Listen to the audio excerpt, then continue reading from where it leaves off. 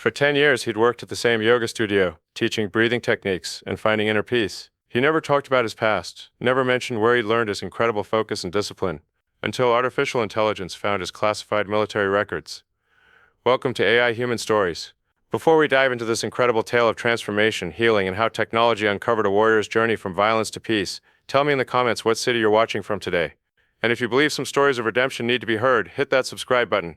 Serenity Yoga Studio sat on a quiet street in Asheville, North Carolina. Exposed brick walls, bamboo floors, the sound of wind chimes mixing with gentle meditation music. The kind of place where stressed-out professionals came to find balance. Every morning at 6 a.m., the first class was led by Jake Morrison. 42 years old, lean build, movements that flowed like water. His voice had this calming quality that could talk someone through the worst anxiety attack or guide them into the deepest meditation. Students loved him. Jake just gets it, they'd say. He understands stress in a way most yoga teachers don't. What they meant was that Jake never gave them the usual New Age platitudes about letting go of negativity. Instead, he taught practical techniques: how to control your breathing when panic hit, how to stay focused when your mind was racing, how to find calm in the middle of chaos. Breathe through the discomfort, he'd say during challenging poses. Your mind wants to quit, but your body can handle more than you think. Trust the process. Jake had been at Serenity for 10 years, but nobody knew much about his life before yoga. He'd show up, teach his classes, and disappear. No social media, no personal stories, no mention of family or where he'd grown up. When students asked about his background, he'd give the same answer. I used to work in a high-stress environment. Yoga saved my life. That was it. No details, no elaboration. The only clue to his past was the way he moved. Not just the yoga flows, but everything else. How he scanned rooms when he entered them. How he never sat with his back to a door. How he could remain perfectly still for minutes at a time, like he was listening for something others couldn't hear. And there were the scars, mostly hidden under his yoga clothes, but visible during certain poses. A long one across his shoulder blade, something that looked like a bullet wound on his left arm. A surgical scar on his knee that spoke of serious trauma. When curious students asked about them, Jake would just say, "Old injuries. That's why I practice yoga. Keeps everything moving." Dr. Rachel Chen was a psychiatrist who specialized in PTSD, particularly in veterans. She'd been coming to Jake's classes for 6 months, initially just for her own stress relief, but she started noticing things that didn't add up. Jake's teaching methods weren't standard yoga instruction. They were trauma-informed in ways that seemed almost clinical. During breathing exercises, he'd say things like, when your nervous system goes into overdrive, you have maybe 30 seconds to regain control. This breath pattern will reset your fight or flight response. That wasn't yoga speak. That was neuroscience. During balance poses, he'd guide them. Find your center of gravity. Feel where your weight is distributed. In unstable situations, this awareness can save your life. Again, not typical yoga philosophy, more like survival training. And during the final relaxation, he'd lead them through what he called tactical breathing, a technique Rachel recognized from military stress management programs. "Jake," she said after class one day, "where did you learn to teach like this?" "Like what?" "Like someone who understands combat stress. Your methods aren't just yoga, they're therapeutic interventions for trauma." Jake's expression shifted slightly. Nothing dramatic, but Rachel caught it. The way his shoulders tensed, how his eyes flickered toward the exit. "I read a lot," he said simply. But Rachel wasn't buying it. She'd worked with enough veterans to recognize the signs, the hypervigilance, the controlled movements, the way he taught breathing techniques like they were life or death skills. Jake Morrison wasn't just a yoga instructor. He was someone who'd learned these techniques because he'd needed them to survive. The Asheville VA Medical Center had recently implemented an AI system designed to identify veterans who might be struggling with PTSD but hadn't sought treatment. The program analyzed movement patterns, stress indicators, behavioral markers that might suggest military background. Dr. Rachel Chen was part of the pilot program. She'd been thinking about Jake's unusual teaching methods and decided to run an experiment. With Jake's permission, she told him it was for research on yoga's therapeutic benefits. She recorded one of his classes. The AI system was designed to analyze instructor techniques and identify elements that might be helpful for veteran populations. What the AI found surprised everyone. The movement analysis showed coordination patterns consistent with advanced military training, not just fitness or athletics, but specific tactical movement profiles.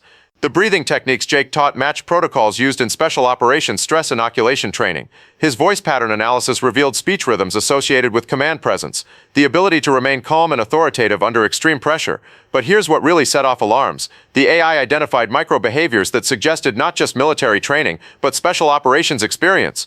The way Jake positioned himself in the room, his situational awareness, his ability to project calm while maintaining tactical alertness. According to the artificial intelligence, Jake Morrison moved and spoke like someone who'd been trained for the most dangerous missions the military had to offer. Rachel brought the analysis to her colleague, Dr. Michael Torres, who had 20 years of experience with special operations veterans. "This profile," Michael said, studying the data, This isn't regular military. This is Tier 1 stuff. SEALs, Delta Force, maybe Marine Recon, guys who do things that never make the news. But he's a yoga instructor, Rachel said. So, you know how many special ops guys find yoga after they get out? It's one of the few things that actually helps with the transition.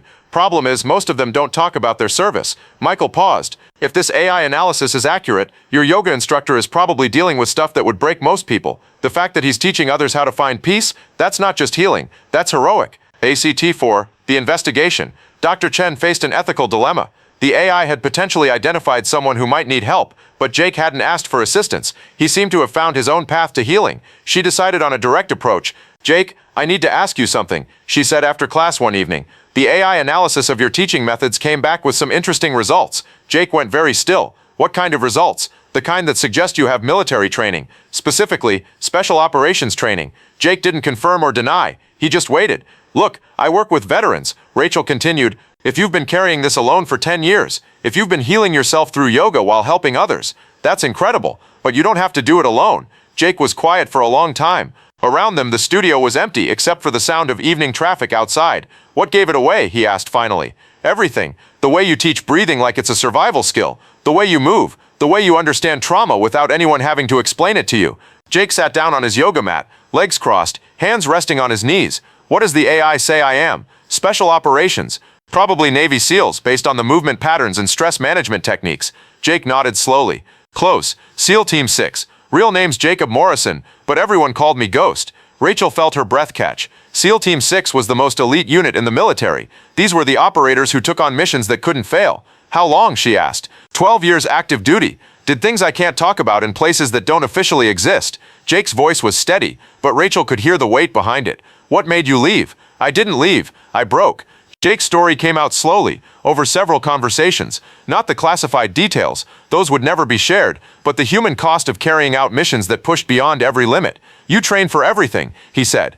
"Equipment failure, enemy contact, extraction gone wrong. But they don't train you for what happens to your soul when you've seen too much, done too much." The breaking point had come during his final deployment, a hostage rescue mission that went perfectly by every tactical measure.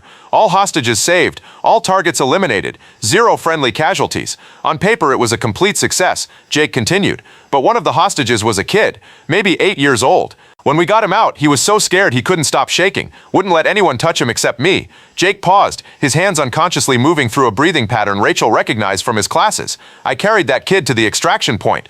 Whole time he's holding on to me like I'm the only safe thing in his world. And I realized I'd spent 12 years becoming really good at violence, but I had no idea how to help someone heal from it." When Jake returned stateside, he couldn't adjust. The hypervigilance that kept him alive overseas became crippling anxiety at home. The tactical thinking that made him an elite operator became obsessive worry about threats that didn't exist. "I was self-medicating, not sleeping, pushing away everyone who tried to help." Classic story, the warrior who couldn't find peace. The VA had resources, but Jake couldn't relate to group therapy with regular veterans. His experiences were too classified, too extreme. He felt isolated even among people who should have understood. "That's when I found yoga." ACT 6, the transformation. "First yoga class I ever took was in this dumpy community center in Virginia Beach," Jake said. "I was at rock bottom, figured I'd try anything." The instructor was an older woman named Sarah, who'd been teaching for 30 years. She took one look at Jake, obvious military bearing, visible tension, the hollow look of someone who'd seen too much, and adapted her entire class. She didn't ask questions, didn't make me talk about my feelings, just taught me how to breathe when panic hit, how to find stillness when my mind was racing, how to be present instead of always scanning for threats. For the first time since leaving the SEALs, Jake found something that actually helped. The breathing techniques were similar to stuff we'd learned for stress inoculation training, but applied differently. Instead of using them to stay calm during combat, I was using them to find peace in civilian life. Jake spent 2 years as a student before Sarah suggested he consider teaching. She said I had a gift for helping people find calm in chaos. Took me a while to understand what she meant. When Jake started teaching, he discovered something unexpected. His military training, properly channeled, made him an exceptional yoga instructor. I understood stress in ways that regular teachers didn't. I knew what it felt like when your nervous system was hijacked by fear. I could teach techniques that actually worked because I'd tested them under the worst possible conditions. "So you've been using yoga to heal yourself while teaching others," Rachel observed. "It's more than that," Jake said. "Every person I help find peace, every technique I share that actually works. It's like I'm taking all that training in violence and turning it into something that heals." Word of Jake's background spread quietly through the Asheville veteran community, not as gossip, but as hope. Here was someone who'd been in the deepest, darkest places the military could send a person, and he'd found a way back to peace. The yoga studio started seeing more veterans, not just regular military, but special operations guys who'd been struggling in silence. Men and women who'd carried out missions they could never discuss, dealing with trauma they couldn't explain to civilians. Jake didn't advertise his background or make it part of his teaching persona, but somehow, the people who needed to find him did. I teach the same classes to everyone, Jake explained to Rachel. Soccer moms, stressed executives, combat veterans. The techniques work for anybody. But the vets, they understand why I teach breathing like it's a survival skill, because sometimes it is. The AI system that had identified Jake's background was being studied by researchers interested in alternative treatments for military trauma. His classes became an unofficial case study in how former special operations personnel could use their unique skills to help others heal. What we're seeing, Dr. Torres reported, is that Jake's military experience doesn't just inform his teaching, it enhances it. He's not trying to forget his past or overcome it. He's transforming it into something that serves others. Jake's reputation grew. Veterans would drive hours to attend his classes. Other yoga instructors asked him to lead workshops on trauma-informed teaching. But Jake remained focused on the simple work, helping people breathe through difficulty, find strength in stillness, and discover that peace was possible even after the worst experiences. Today, Jake Morrison still teaches at Serenity Yoga Studio 6 days a week. But he also consults with VA hospitals, trains other instructors in trauma-informed techniques, and runs special programs for military families. The approach he developed, combining ancient yoga wisdom with modern understanding of neuroscience and trauma, has been adopted by treatment centers nationwide. It's not about forgetting what happened or pretending war doesn't change you, Jake tells new instructors. It's about taking the strength, focus, and discipline that military service develops and redirecting it toward healing instead of fighting. His classes still attract the same mix of students they always have.